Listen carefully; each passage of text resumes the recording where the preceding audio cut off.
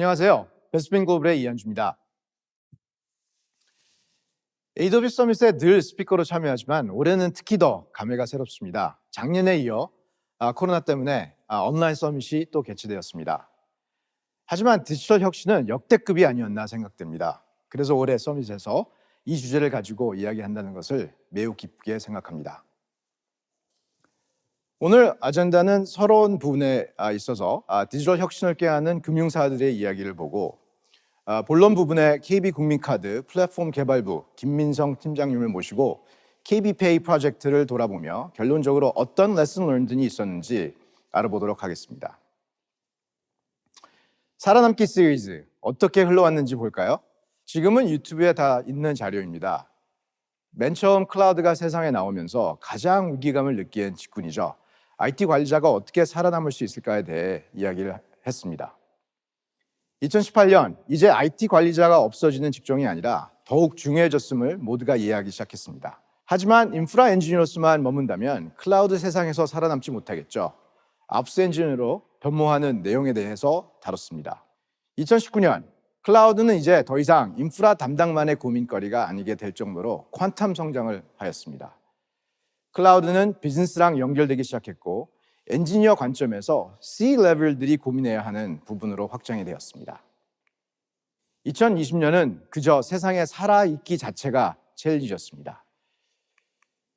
2021년 오늘 아주 특별한 주제를 가져왔습니다. 특정한 산업군에 메시지를 던지는 것은 처음인 것 같은데요. 어디일까요? 키워드로 힌트를 드리겠습니다. 플랫폼, 디지털화, 빅테크, 핀테크, 생존, resilience. 이러한 키워드들 올해 1월 신년사에 항상 등장했던 단어들입니다. 어떤 산업군일까요? FSI, Financial Service Industry, 금융 서비스 회사들이 내놓은 2021년 한 해 신년 키워드입니다. 금융이다 생각하면 은행만 생각하기 쉬우신데요. 그렇지 않습니다. 여기에는 카드, 보험, 증권, 캐피탈, 신용평가 등 많은 회사들이 포함되어 있습니다. Highly regulated 산업이라고도 불리는 보수적인 산업의 끝판인 FSI가 변하고 있습니다. FSI에서 2021년 어떤 포부를 가지고 있는지 들여다보실까요? 제 말이 진짜인지도 확인해 보시고요. KB국민카드 신년사입니다. AI, 클라우드 등 디지털 역량을 발전시켜 종합금융 플랫폼으로 성장하겠다는 내용입니다.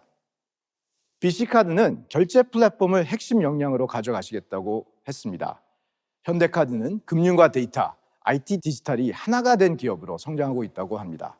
신한카드 역시 전 사업의 밸류체인에 디지털화를 가속하고 있다고 말씀하십니다.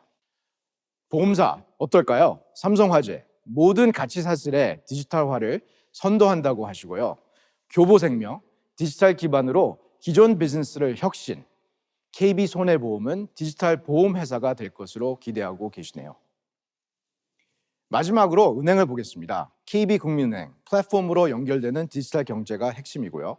신한금융그룹, 신한의 운명이 디지털 트랜스포메이션에 의해 좌우될 것이라고 선언하였습니다. 우리금융그룹, 재미있는 표현을 쓰는데요. 요즘의 금융업을 인디라고 표현했습니다. 사람과 디지털로 모든 것이 이루어지는 최첨단 산업이 되겠다고 다짐하였습니다. 왜 모든 FSI가 디지털, 혁신, 클라우드, AI를 키워드로 가지고 나왔을까요? 안 그래도 디지털화가 되면서 창구 직원은 줄고 지점은 없어지고 있는데 작년에 뭐가 왔죠? 네, 바로 코로나가 전 세계를 삼켰습니다. 비대면이 당연시되고 일상화되면서 기업들이 디지털화에 더 박차를 가하기 시작했습니다. 이 화면을 보시면 당신 회사에서 누가 디지털 트랜스포메이션을 리딩하고 있냐는 질문에 답변으로 코비드-19가 있죠. 농담이 아니라 진짜 맞는 말인 것 같습니다. FSI들은 지금도 위기를 기회로 바꾸고 있습니다. 여러분들 아직 카카오뱅크가 IPO를 안 했지만 지금 시장에서는 이런 말들이 많이 나오고 있습니다. 이러한 지존도 없고 창구 직원도 없는 카카오뱅크가 장외에서 거래되고 있는 금액으로 IPO를 지금 진행한다면 그 기업 가치가 신한금융지주를 앞설 것입니다. 이게 왜 그럴까요? 40조, 17조, 신한은 엄청나게 더 큰 에셋을 갖고 있는데도 카카오뱅크보다 시장에서 기업 가치를 인정받지 못하고 있습니다. 이것만 봐도 빨리 디지털 기회를 잡아야 된다는 생각이 드실 겁니다. 또 아멕스와 디스커버를 예로 새로운 기회를 만든 쪽과 그렇지 못한 쪽 사례를 살펴보겠습니다. 아멕스는 프리미엄 카드로 브랜딩을 해왔고 욜려라고 하죠. 소비력이 강해지고 있는 젊은 층을 공략하고 싶어 했습니다. 하지만 설문조사 같은 것을 해보면 아멕스 브랜드 이미지가 엄마, 아빠가 쓰는 카드, 프리미엄 카드로 이미지가 강했습니다. 아멕스는 디지털 랩을 설립했고요. 페이앱들과 파트너십을 맺기 시작하였습니다. 회사 내부 시스템을 포함해 GBP의 클라우드 서비스를 위해 데이터 센터에서 마이그레이션을 했고요. 200명 규모의 전문 인력도 구성하였습니다. 그 결과 젊은 층 가입자 수가 67%나 증가했습니다. 신규 가입도 전년 대비 83%가 증가했고요. 77%가 클라우드로 마이그레이션이 되어 있습니다. 거기서 멈추지 않았죠. 테크 기업들을 인수하기 시작하였습니다. 여행 앱, 라이프스타일 앱 등 클라우드 네이티브한 서비스 회사들을 인수하기 시작했습니다. 그 결과 모바일 앱 참여도는 26% 증가하였습니다. 아멕스는 기술에 투자하고 M&A를 통해 투자를 하고 파트너십에 투자를 했습니다. 그 결과 시가총액도 높아지는 결과를 가져왔습니다. 2015년 대비 48%나 증가했죠.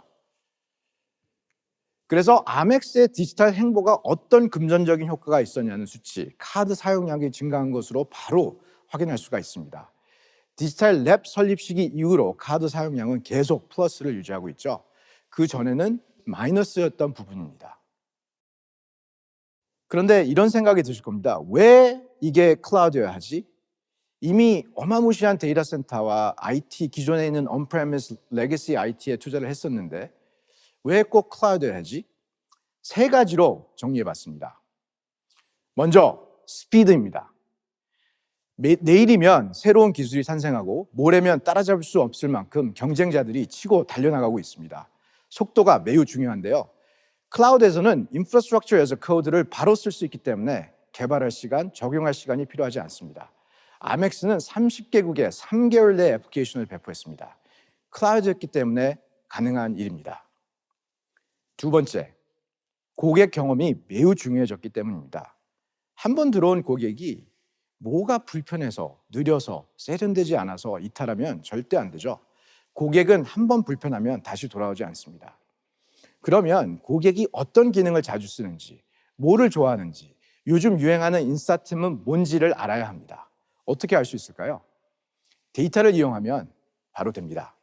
하지만 말 그대로 물 퍼듯이 쏟아지는 이러한 데이터를 어디에서 저장하실 건가요? 또 스토리지를 구매하시고 품위를 올리고 배송을 기다리고 장소를 마련하고 그러실 건가요? 클라우드에서는 그냥 이런 고민 없이 다 가능한 일입니다. AWS에서 제공하는 데이터 수집, 저장, 분석, 시각화에 이르는 훌륭한 제품들이 많습니다. 심지어 최신 알고리즘이 적용된 AI, 머신러닝 서비스까지 제공합니다. 클라우드 세상에서는 있는 것만 잘 찾아서 쓰기만 하면 됩니다. 아멕스에서는 기존에 뭐 하나 인테그레이트하고 추가 개발하는 데에만 4주, 6주가 걸렸다고 합니다. 클라우드에서는 이러한 과정이 필요 없습니다. 세 번째, 세상이 이미 클라우드 안에서 돌아가고 있습니다. 요즘 나오는 새로운 서비스들, 새로운 스타트업들, 시작부터 클라우드입니다. 여러분 회사가 이런 회사들을 인수했다고 생각해 보십시오. 우리 서비스와 연결하고 싶죠? 그리고 그 서비스들이 다 클라우드에서 올라가 있습니다. 당연히 클라우드를 잘 알아야겠죠. 클라우드를 알게 되니 클라우드로 가지 않을 이유가 없게 된 겁니다. 아멕스는 이렇게 투자하고 발전해 나가고 있습니다. 디스커버는 어떨까요? 앱을 반응형으로 만든 것부터가 너무 늦었습니다.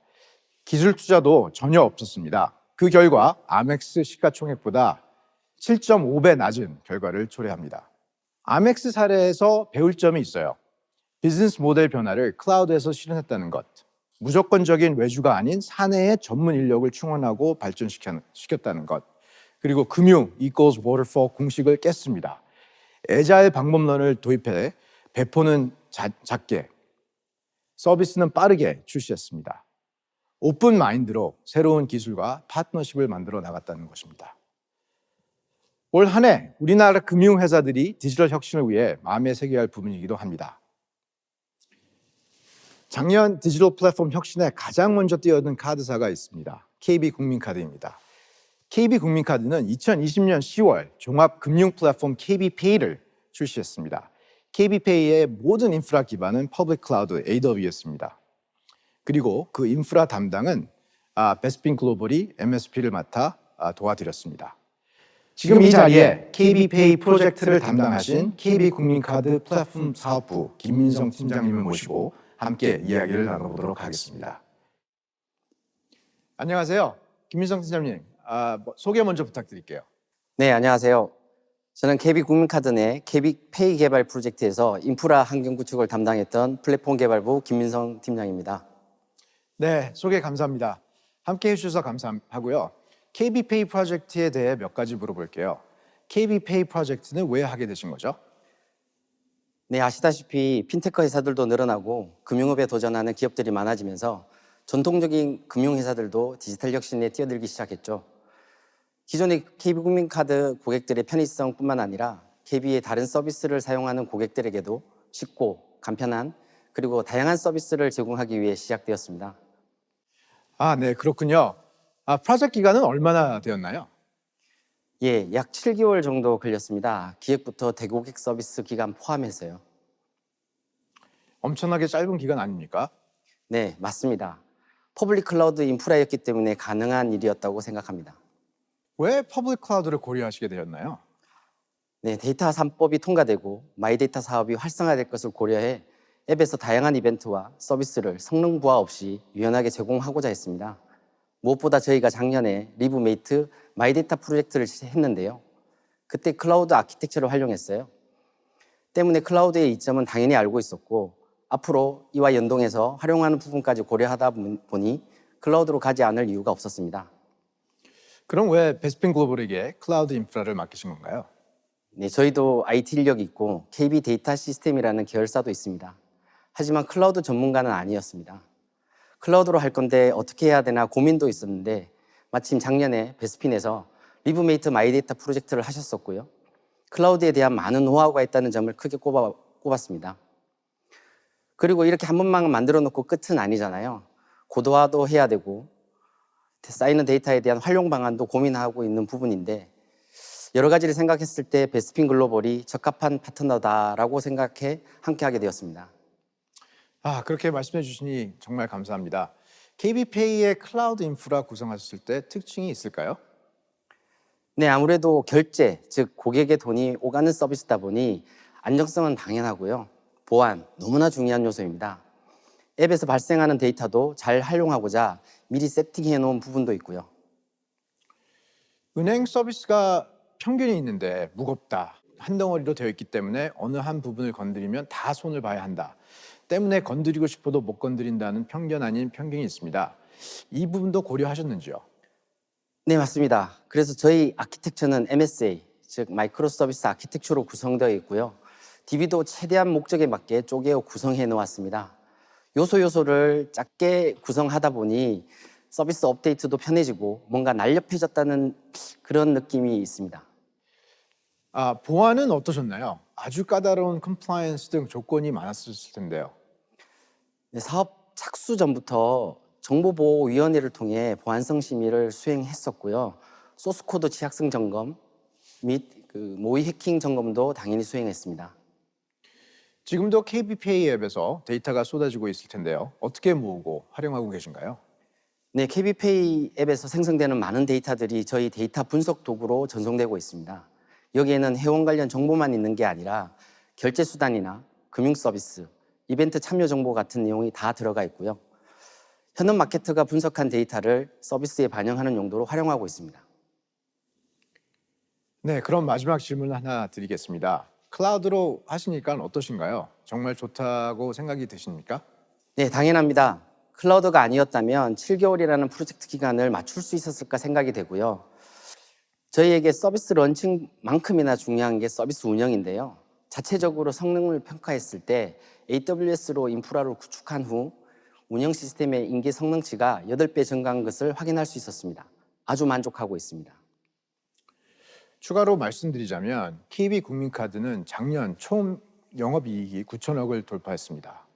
코로나에도 불구 year over year 6.5% 성장한 수치입니다. 여러 가지 이유가 있겠지만 마이데이터 플랫폼을 클라우드에 구축한 것부터 맞춤형 금융상품 추천까지 클라우드를 활용하면서 KB카드는 매출도 올랐습니다. 다시 돌아가 팀장님의 답변을 들으니 정말 마지막으로 하나 더 질문 드리고 싶은 게 있는데요. 런칭했다가 다가 아니라 운영이 중요하다고 하셨는데 다음 계획은 있은지요? 네, 물론입니다. 서비스 사용이 늘어날수록 인프라 고도화도 필요할 거고요. 금융 서비스의 꽃이라고 불릴 수 있는 개인화 추천, 맞춤형 서비스 등을 위해 데이터를 활용하는 프로젝트도 고려하고 있는 부분입니다. 삼성페이, 카카오페이, 네이버페이에 이어 KB페이가 더 기대되는데요. 오늘 시간 내주시고 프로젝트에 대해 쉽게 설명해 주셔서 정말 감사드립니다. 네, 감사합니다. KB국민카드 김민성님을 모시고 KB페이 프로젝트를 간단히 알아봤습니다. 철옹성이라고 생각했던 정통적인 금융기업들이 퍼블릭 클라우드에 문을 열고 있습니다. 그것도 아주 활짝 열고 계시죠. 데이터 3법 통과 이후 마이데이터 서비스가 계속 나올 텐데요. 클라우드 서비스 위에서 얼마나 다양한 서비스가 탄생하게 될지 매우 기대가 됩니다. 마무리 레슨 learned를 공유하며 제가 이번 서밋 발표를 마무리하려고 합니다. 베스핀 글로벌이 클라우드 인프라를 담당한 KB페이 프로젝트 매우 성공적이었죠. 그게 어떻게 가능했을까요? 두 가지 이유를 꼽았습니다. 첫 번째, KB국민카드 내부에 탄탄한 CCOE를 구성했다는 것입니다. KB국민카드가 사업 총괄을 하고 프로젝트 관리를 하면서 KB 데이터 시스템과 베스핀 글로벌을 아우르는 하나의 클라우드 센터 오브 엑셀런스가 생긴 겁니다. 뭔가 프로젝트를 하려면 다 외주 주면 되겠지 생각하실 수 있는데요. 절대 안 됩니다. 그러다가는 프로젝트가 정말 산으로 갈 수가 있습니다. 저는 성공 요인을 이렇게 봅니다. KB페이 프로젝트를 위한 조직이 구성되었고 각자의 역할이 분명했습니다.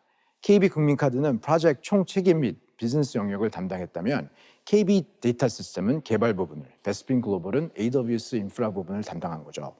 그 결과 100% 만족하는 결과물이 나오게 된 겁니다. 두 번째 이어지는 이야기인데요. 혼자 하지 말라 이겁니다. AWS를 잘 모르는데 여러분의 서비스를 AWS 인프라 구성해라는 미션을 받으면 어떨까요? 누가 AWS를 잘 아나? 우리는 얼마나 알고 있나? 어렵네? 복잡하네? 힘드네? 이게 맞나? 이런 생각하실 겁니다. 그런 고민을 혼자 하지 마세요. 경험 많은 베스핀 글로벌이랑 함께 하시면 됩니다. 마지막으로 AWS 서밋이니 Y 클라우드로 마무리하겠습니다. 지난 2월 세상을 들썩인 뉴스가 있습니다. 발명 기업 아마존의 수장 제프 베조스가 CEO 자리를 아마존 웹 서비스 앤디 제스에게 넘긴다는 뉴스입니다. 다양한 사업 영역을 가진 아마존 수장이 AWS 클라우드 수장으로 바뀐다는 겁니다. 뭘 시사하고 있는 걸까요? 이제 클라우드가 정말 전부인 세상이 온다는 것일 겁니다. Start day one day or day one, you decide.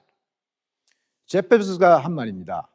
오늘을 하루로 살아갈 것이냐 아니면 첫 번째 날로 살아갈 것이냐 당신이 선택하라입니다. 오늘 제 발표가 여러분에게 Start Day One의 동력이 되었으면 좋겠습니다. 감사합니다.